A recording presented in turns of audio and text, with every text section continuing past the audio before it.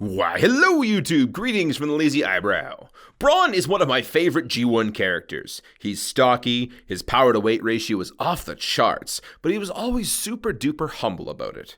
Being he was a mini-bot though, his toy selection has always been limited for the sake of the other cooler, bigger bots that turn into everyone's favorite marketable sports cars. And I get it. Who's gonna walk into their local Walgreens and go, "That one, mommy! I want the Land Rover Defender!" More likely it's, "That one, mommy! I want the one that turns into a Lamborghini!" $10? Nah, here, have this puke green turtle man who becomes a wallet-conscious $3 tiny truck. So as much as it disappoints me, it also makes sense that I've barely had the chance to cover the turtle man. But was I ever satisfied that he snuck his way into the Bumblebee movie and subsequently got a Cybertronian toy? And now, here we are again in Studio Series, this time in 86, with Hasbro running out of the main cast update and using 86 to grasp at character straws. And thank goodness, because now that this long-winded intro's over, we get to talk about Studio Series 86 Brawn. 86 Brawn, being that he's in the series that he is, turns into a heavy animation-leaning adaptation of the Land Rover Defender Series 2. I'm not fond of this. I've come to peace with the fact that the 86 alt modes aren't going to be the next Netflix Bumblebee level of accuracy, but I'm still less than thrilled. Credit where credit is due, though, this guy not only is animation accurate, but he also shares a lot of visual cues from the microchange toy, which is actually kinda cool with the way the front fenders go up and around, followed by these lower chunks that could pass off as running boards, followed by back fenders that do the same.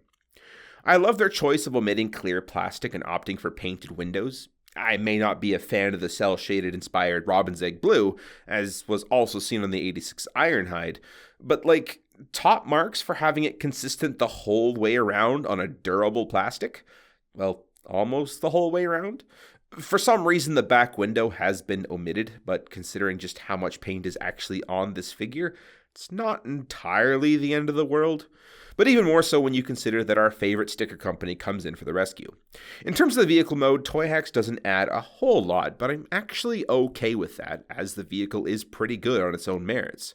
Obviously, first and foremost, they've added those metallic blue labels to all the windows, including the back glass, to keep the idea of the blue color that was once there, but give it these diffused reflectiveness, making it feel more like glass than it did previously.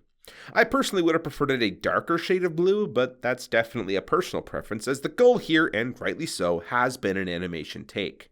Other little details include bits of silver lining included on the front, making the figure feel like it actually has a proper bumper.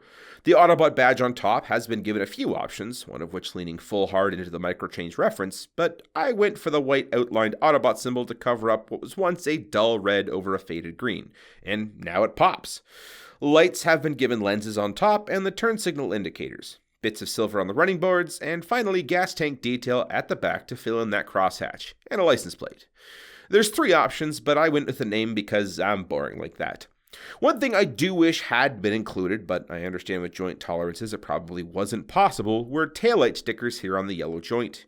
The way it moves, I sort of get why it wasn't there, but maybe even painting these myself would really go that extra mile to make these joint bits not stick out. We'll see what happens. As for accessories, he comes with 2, one of which comes pre-installed, that being the spare tire up top. And that's a neat little accessory. It comes off, revealing a 7mm and a 5mm port for it to slot into. That 7mm port having a use, however, as the wheel also has a 5mm port inside to allow the gun to pop into. This is fine and all, however, with all that negative space underneath, you'd figure something could have been engineered to have it hang out under there. That being said, and I get this is probably because this is based on the movie adaptation and not necessarily having any cartoon references, but there's no drill. You can't mount Studio Series 80's drill anywhere, and unless I get very, very creative, there's not really even anywhere you could print and mount a drill to reference the Ultimate Doom. But, well, what do you do? For size comparison, here's Earthrise Prowl, Studio Series 86 Ironhide, and Studio Series 86 Ratchet. Your standard Uniclasserations Deluxes with Optimus. Here's some modern mini-bots. Here's some more, and yet more. And here's the previous version of Brawn.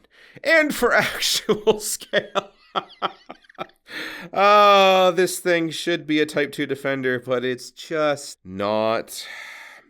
But considering there's no other basis, let's give it a whirl anyway. Defender is here, Brawn is here, scale is bonkers, averaged out it's this arbitrary number, and scaled stuff looks like this, if that makes your scale itch tingle. I don't know, here it is anyway. So that was Brawn in vehicle mode.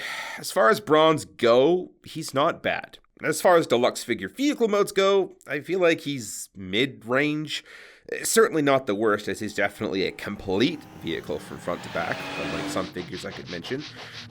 But the overall squat nature of the thing, with all four wheels being open peg design with no real way for me to even attempt to fix that, due to just transformation, leaves me at just... it's alright. Let's see how the robot fares. The Transformers will return after these messages.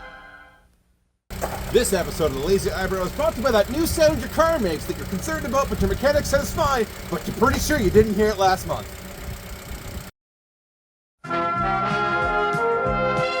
We now return to the Transformers. To transform this guy, start by pulling up the trunk and folding into the back glass. Pull open the legs and fold them back, not unlike Siege Hound actually.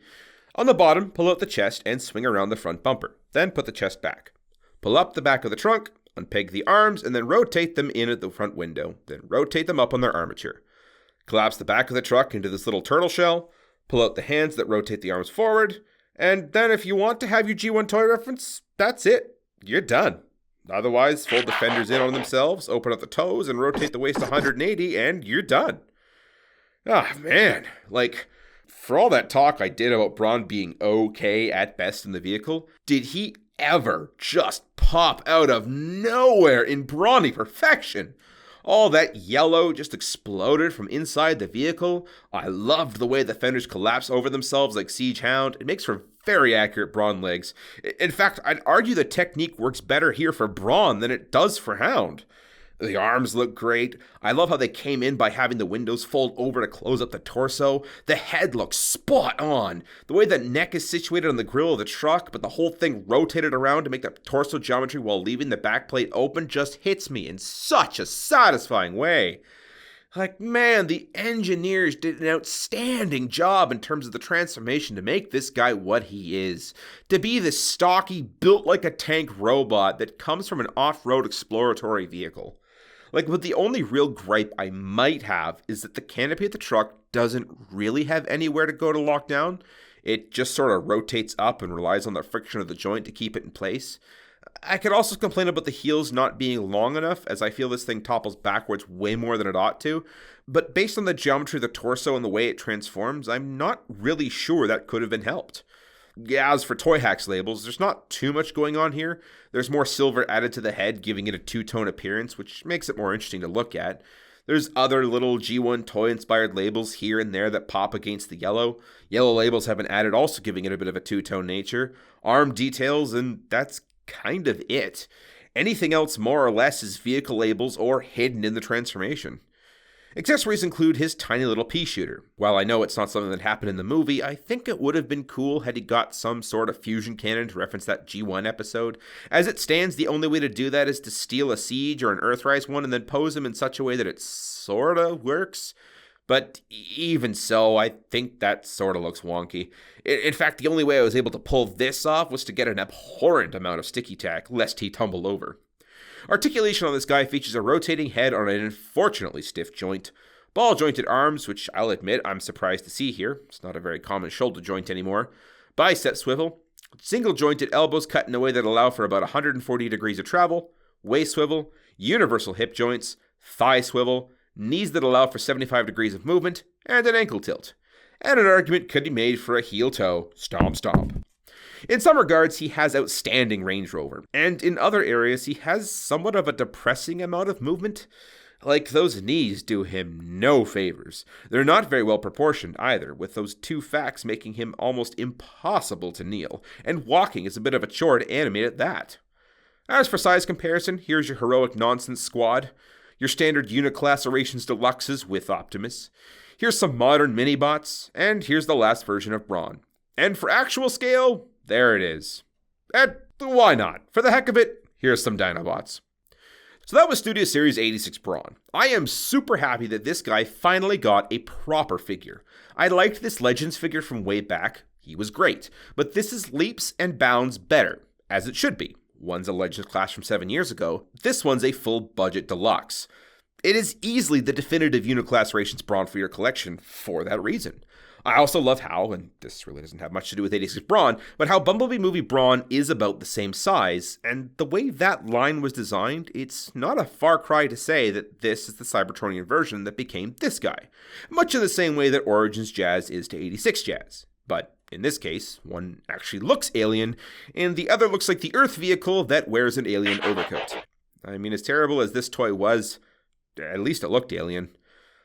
I still intend to fix Origins Jazz one day, remove the Porsche chest piece, and replace it with the nose of the actual vehicle, but, man, I'm way off topic.